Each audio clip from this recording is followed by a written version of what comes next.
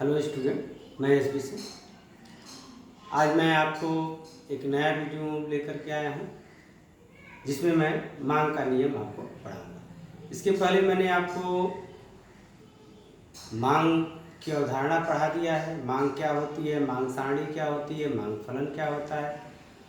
अगर आपने ये वीडियो नहीं देखे हैं तो चैनल को सब्सक्राइब कर लीजिए जिससे आप सभी वीडियो को मेरे देख सकें। आगे आने वाले वीडियो को देखने के लिए नोटिफिकेशन बेल को भी ऑन कर लीजिए।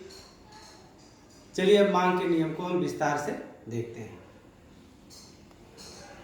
स्टूडेंट, एग्जाम में मांग का नियम ही ज़्यादा पूछा जाता है लॉन्ग क्वेश्चन में। मांग का नियम यह बताता है कि कीमत और मांग के बीच कैसा रिलेशन है, और हम देख चुके हैं कि कीमत और मांग के बीच घनिष्ठ संबंध होता है। कीमत और मांग में इन्वर्स रिलेशन होता है। कीमत घटने पे मांग बढ़ती है और कीमत बढ़ने पर मांग घटती है। इसमें हम अन्य तत्वों को, जो मांग फलन में हमने पढ़ा था कि मांग फलन को कई तत्व प्रभावित करते हैं। जैसे हमने उदाहरण लिया था कि dx equal to function of px pr y t p y d।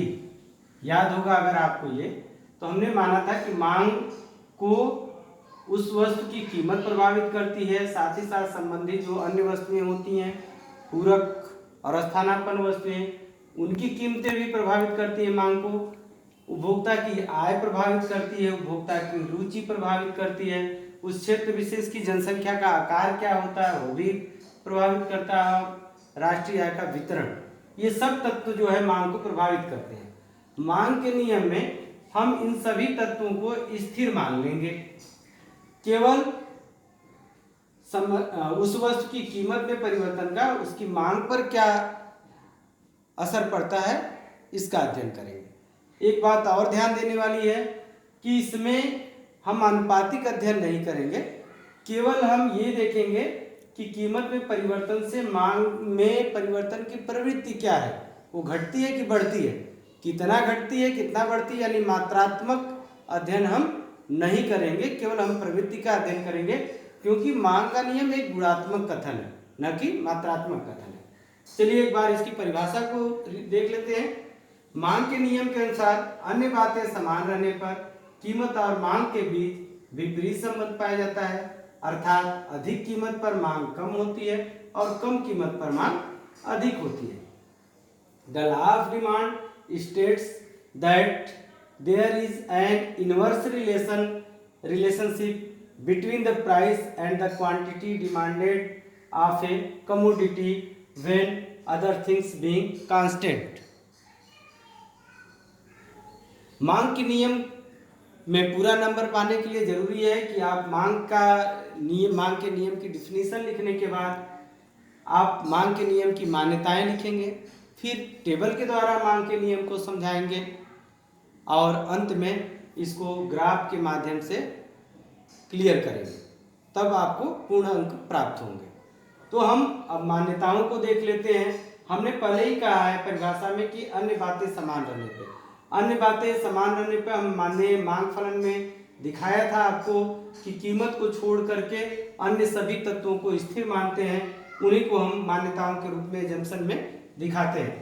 पहली एजम्पशन हमारी है कि उपभोक्ता की आय स्थिर रहती है। सेकेंड है कि संबंधित वस्तुओं की कीमतों में कोई परिवर्तन नहीं होता है, अर्थात जो पूरक और स्थानापन्न वस्तुएं हैं उनकी कीमतों में भी कोई परिवर्तन नहीं होगा।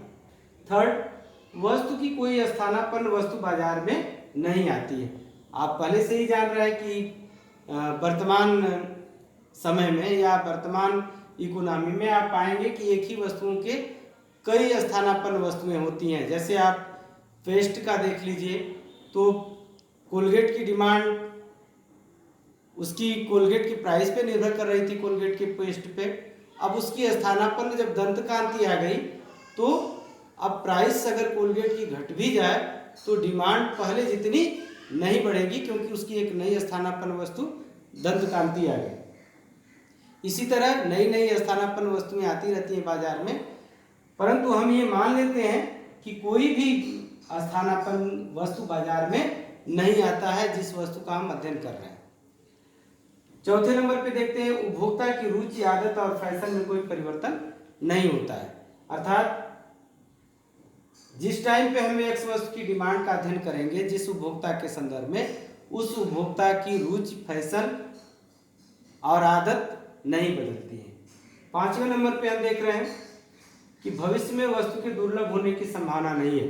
अर्थात जिस वस्तु की डिमांड का अध्ययन किया जा रहा है वह वस्तु भविष्य में दुर्लभ होने वाली नहीं है। अगर दुर्लभ होने वाली होगी तो फिर प्राइस और डिमांड का ये इनवर्स रिलेशन काम नहीं करेगा, क्योंकि जो वस्तु दुर्लभ होती है, होने वाली होती है, कंज्यूमर उसको स्टॉक करने लगता है, तो कीमतें बढ़ने पर भी क्या करेगा, वो उसके स्टॉक को बढ़ाएगा, तो वहाँ पे मांग का नियम लागू नहीं होगा।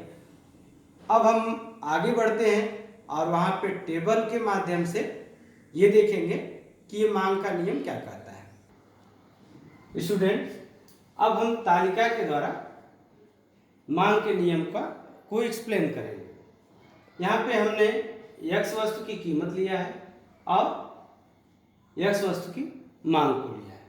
यहाँ पे हम देख रहे हैं कि जब x वस्तु की कीमत 35 रुपीज़ है तो उस समय x वस्तु की मांग 2 इकाई है।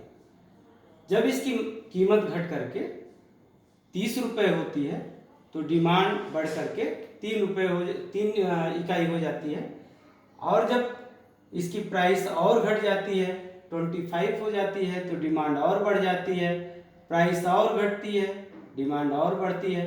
इस तरह प्राइस घटते घटते जब 10 रुपये आती है तो डिमांड बढ़ करके 16 इकाइयाँ हो जाती है।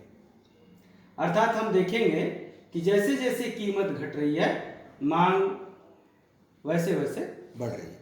इसके विपरीत अगर हम देखें, हम अगर 10 रुपये से कीमत को शुरू करें तो जैसे जैसे कीमत बढ़ेगी, ऊपर की तरफ जाएगी, प्राइस डिमांड जो है वैसे वैसे क्या होती जाएगी, घटती जाएगी। अर्थात मांग जो है कीमत के विपरीत दिशा में गमन करेगी। ये जरूरी नहीं है कि इस टेबल में दिया गया उदाहरण ही फॉलो किया जाए, क्योंकि मांग का नियम मात्रा को नहीं बता रहा है, केवल इसकी प्रवृत्ति को बता रहा है। तो आप इसको चेंज भी कर सकते हैं। टेबल को 35 पे आप 100 दिखा सकते हैं, तो यहाँ पे आपको बढ़ाना पड़ेगा, 103 करना पड़ेगा, एक इंक्रीजिंग साइड में आप दिखा देंगे इसको। अब पूर्ण तब तक आपको प्राप्त नहीं होगा जब तक कि आप इसको ग्राफ के माध्यम से भी प्रदर्शित नहीं करेंगे। अब ग्राफ में देखते हैं, यहाँ पे हमने एक ग्राफ लिया है, नीचे हम जो है कि डिमांड को लेते हैं,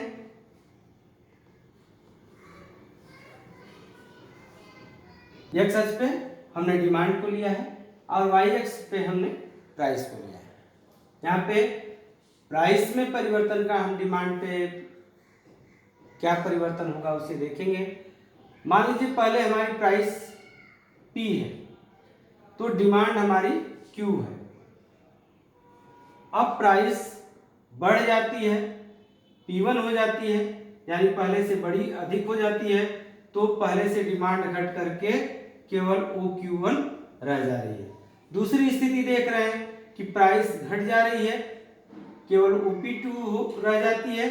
ऐसी स्थिति में डिमांड बढ़ करके OQ2 हो जाती है। अर्थात यह दिखा रहा है कि प्राइस और क्वांटिटी में, डिमांड में इनवर्स रिलेशन है। इसके परिणाम स्वरूप जो मांग वक्र होगा वह बाएं से दाएं नीचे की तरफ गिरता हुआ होगा, यानी निगेटिव स्लोप वाला होगा। स्टूडेंट्स, यहाँ पे हमारा मांग के नियम का कथन पूरा हुआ। अगले वीडियो में हम जो है देखेंगे कि स्थानापन्न वस्तु और पूरक वस्तु, विभिन्न वस्तु, निकृष्ट कोष्ठ की वस्तुएं क्या होती हैं।